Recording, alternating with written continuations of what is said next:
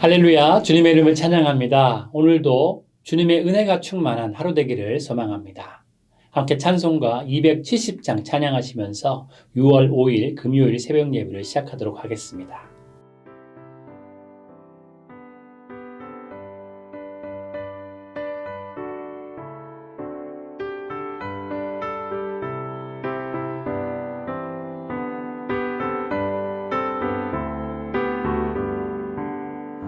변찮는 주님의 사랑과 거룩한 보혈의 공로를 우리 다 찬양을 합시다.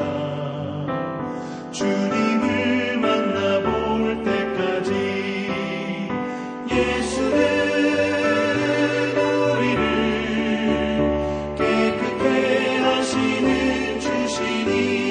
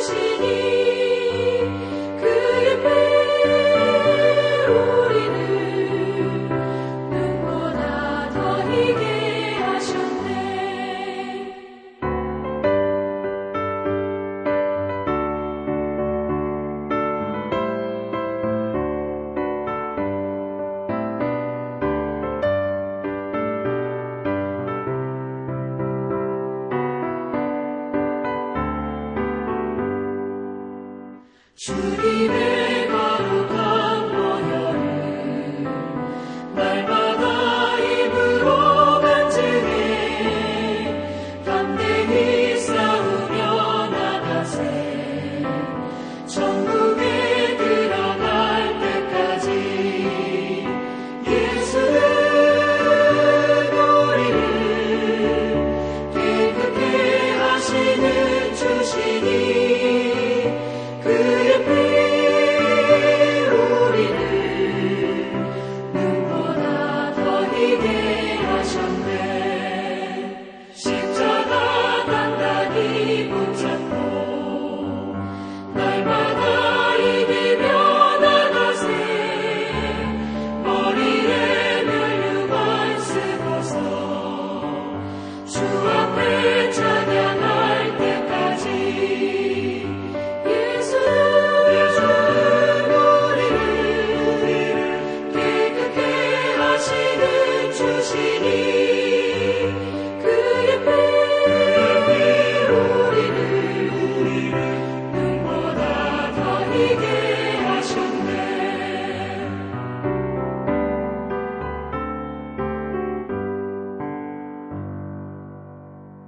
함께 기도하겠습니다. 주님 감사드립니다. 오늘도 주님과 동행하며 살아갈 수 있도록 우리를 붙잡아 주심에 감사드립니다. 매 순간순간마다, 매 발걸음마다 주님을 생각하고 주님을 기억하며 살아갈 수 있는 하나님의 백성 될 수 있도록 아버지 붙잡아 주시옵소서. 오늘도 하나님의 은혜가 필요합니다. 그 십자가의 능력으로 십자가의 보혈의 피를 우리 삶 가운데 뿌려 주시옵소서. 그리하여서 매일매일 주님 안에 승리하는 삶을 살아갈 수 있도록 우리 가운데 함께하여 주시옵소서. 그렇게 우리의 삶을 인도하시고 붙잡아 주실 것을 믿사오며 주 예수 그리스도의 이름으로 기도드립니다. 아멘. 함께 하나님의 말씀을 보도록 하겠습니다. 오늘 주신 하나님의 말씀은 사무엘하 11장 1절부터 5절까지 말씀입니다. 그 해가 돌아와 왕들이 출전할 때가 되매 다윗이 요압과 그에게 있는 그의 부하들과 온 이스라엘 군대를 보내니 그들이 암몬 자손을 멸하고 랍바를 에워쌌고 다윗은 예루살렘에 그대로 있더라.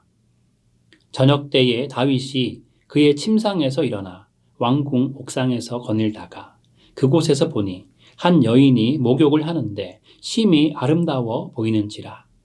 다윗이 사람을 보내 그 여인을 알아보게 하였더니 그가 아뢰되 그는 엘리암의 딸이요 햇사람 우리아의 아내 밧세바가 아니니까 하니 다윗이 전령을 보내어 그 여자를 자기에게로 데려오게 하고 그 여자가 그 부정함을 깨끗하게 하였으므로 더불어 동침함에 그 여자가 자기 집으로 돌아가니라.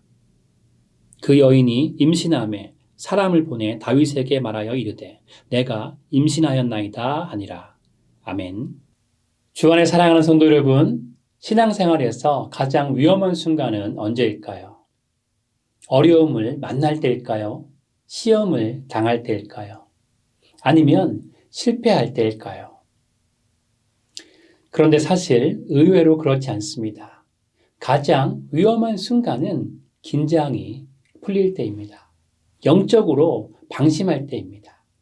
이 정도면 괜찮겠다라고 생각할 때가 가장 위험한 순간인 것이죠. 오늘 본문은 믿음의 영웅인 다윗이 무너지는 장면을 말씀합니다. 다윗은 골리앗을 쓰러뜨렸습니다. 수많은 전쟁에서 승리했습니다. 하나님의 마음에 합한 사람이라는 너무나도 귀한 평가도 받았습니다. 그런데 오늘 말씀을 보면 이전의 영웅이었던 다윗이 한순간에 무너지는 모습을 보게 됩니다. 오늘 말씀은 다윗의 실패의 모습을 통해 우리에게 중요한 교훈을 주고 있죠. 믿음의 사람도 깨어있지 않으면 넘어질 수 있다는 사실입니다. 사탄은 강한 사람보다 오히려 방심한 사람을 공격하기에 영적인 긴장감을 유지하는 것은 너무나도 중요합니다. 그래서 오늘 말씀을 통해 영적으로 깨어있는 삶은 어떤 삶이어야 하는지 함께 생각해 보고자 합니다. 첫 번째로 나눌 것은 영적 게으름은 죄의 시작점이 된다는 것입니다. 1절 말씀은 이렇게 말씀합니다. 해가 돌아와 왕들이 출전할 때가 되매. 오늘 말씀의 배경이 전쟁을 하고 있는 시기임을 말씀하는 것이죠. 이스라엘 군대는 전쟁터에 있습니다. 군대 장관 요압도 전쟁터에 있었습니다. 이스라엘의 모든 용사들도 전쟁터에 있는 것이죠. 그런데 다윗은 예루살렘에 남아 있었습니다. 중요한 시기에 왕이 있어야 할 곳에 없었던 것이죠. 전쟁에 나가 함께 싸워야 할 다윗은 지금 편안함을 선택하고 있습니다. 2절 말씀을 보면 더욱 충격적인 내용이시죠. 저녁 때에 다윗이 그의 침상에서 일어나. 보통 사람들은 아침에 침상에서 일어나죠. 그런데 다윗은 전쟁 중인데도 불구하고 저녁에 일어났습니다. 전쟁 중인 나라의 왕이 긴장감을 잃어버린 것이죠. 영적인 게으름이 찾아온 것입니다. 중요한 것은 사실 죄는 갑자기 시작되지 않는다는 것입니다. 죄는 가장 먼저 영적인 나태함에서 시작되는 것이죠. 영적인 나태함이 생기면 기도가 줄어듭니다. 말씀 읽기가 줄어들게 되는 것이죠. 예배의 감격이 사라집니다. 그러면 마음의 경계선도 무너지기 시작합니다. 그래서 사탄은 바쁜 사람보다 빈틈이 있는 사람을 노리게 되는 것이죠. 집 앞에 잡초가 자라는 것을 본 적이 있습니다. 이 캘리포니아의 건조한 날씨에도 비가 오고 나면 풀들이 자라기 시작하죠. 풀이 자라도 하루는 아무것도 아닙니다. 일주일도 별 문제가 없습니다. 그러나 몇 달 동안 방치하면 어떻게 될까요? 잡초가 정원 모두를 덮어버리게 됩니다. 정원을 망치는 것은 큰 나무가 아닙니다. 작은 잡초를 방치하면 어느 순간 아름답던 정원이 풀들로 덮여지게 되는 것이죠. 신앙도 마찬가지입니다. 작은 게으름을 방치하면 큰 죄가 들어오게 됩니다. 잠언 24장 33절과 34절은 이렇게 말씀하죠. 내가 좀 더 자자, 좀 더 졸자. 손을 모으고 좀 더 누워있자 하니 내 빈궁이 강도같이 오며 내 곰핍이 군사같이 이르리라. 게으름은 천천히 찾아오지만 결과는 너무나도 큰 것입니다. 그래서 예수님은 겟세마네 동산에서 제자들에게 말씀하시죠. 시험에 들지 않게 깨어 기도하라.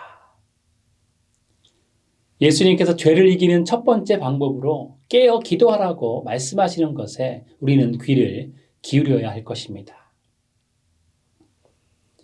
철로 역정의 저자인 존 버녀는 잠자는 신앙은 유혹의 먹잇감이 된다라고 말했습니다.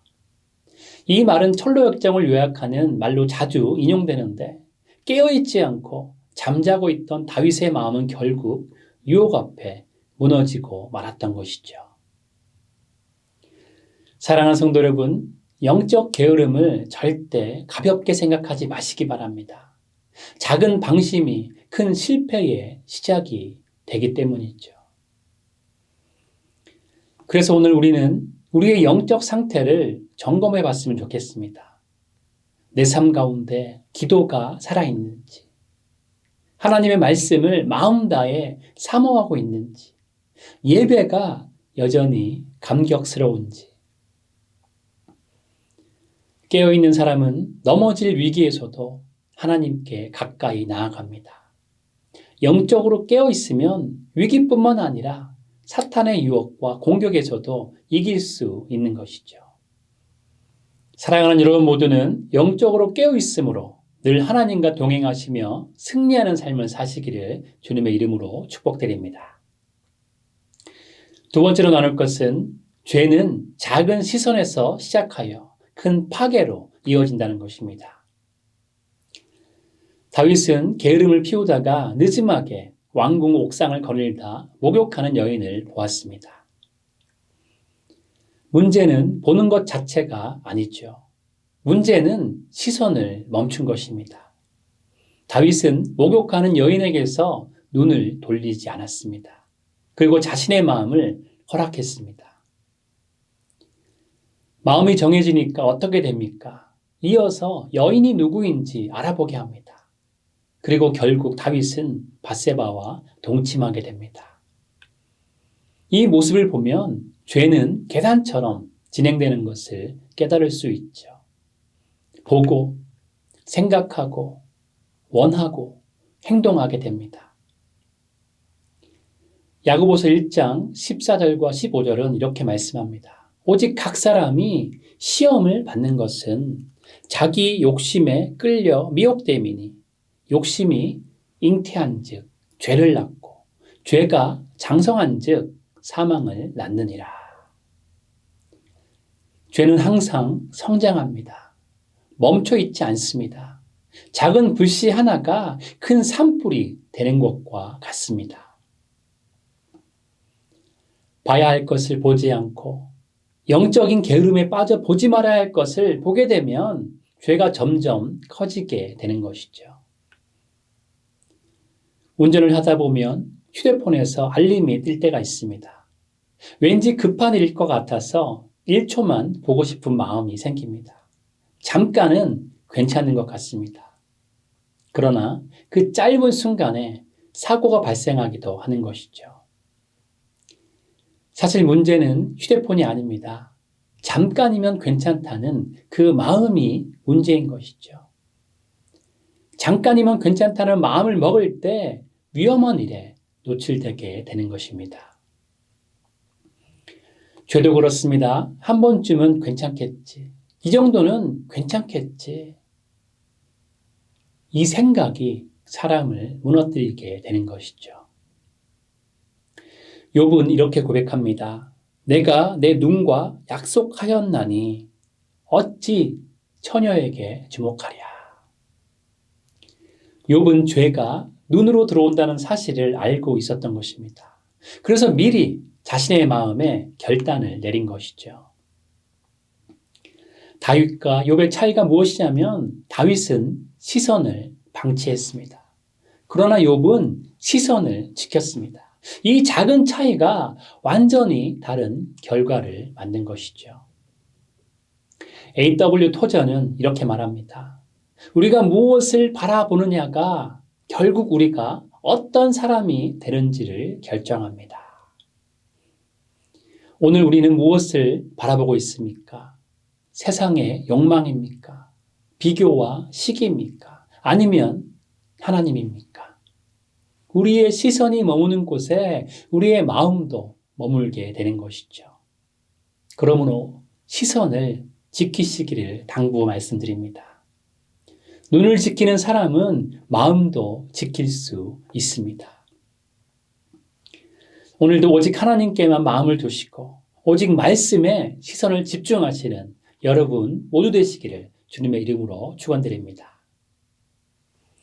마지막 세 번째로 영적으로 깨어있는 사람은 하나님 앞에서 자신을 지키게 되는 것이죠. 5절을 보니까 다윗은 결국 밧세바를 임신하게 합니다.